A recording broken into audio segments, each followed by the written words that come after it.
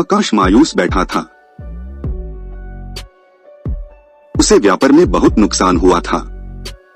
Bank से भी उसने कर्ज ले रखा था, लेकिन नुकसान की वजह से वह किस्त चुकाने की स्थिति में नहीं था।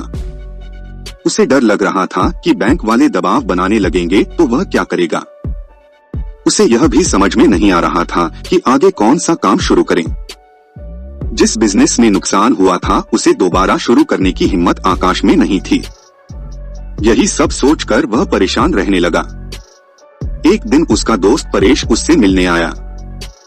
परेश ने आकाश को देखते ही कहा, क्या बात है यार, बहुत परेशान लग रहे हो। आकाश ने अपनी परेशानी छुपाने की कोशिश करते हुए कहा, कुछ नहीं यार, बिजनेस में थोड़ा उतर चढ़ाव आता रहता है।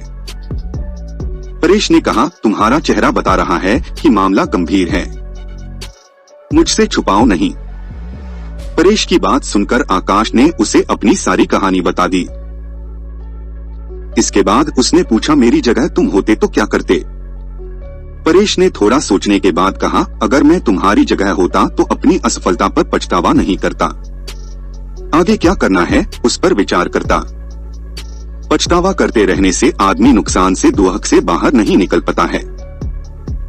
मेरी मानो तो तुम नए सिरे से अपने बिजनेस को खड़ा करने की सोचो।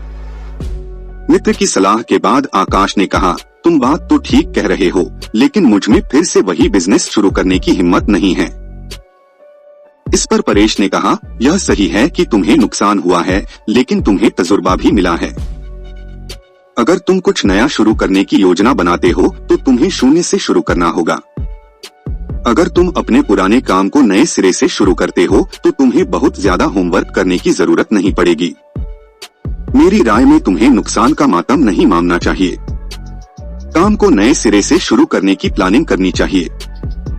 जितना ज्यादा नुकसान के बारे में सोचोगे उतना अधिक तुम अपनी सफलता से दूर होते जाओगे।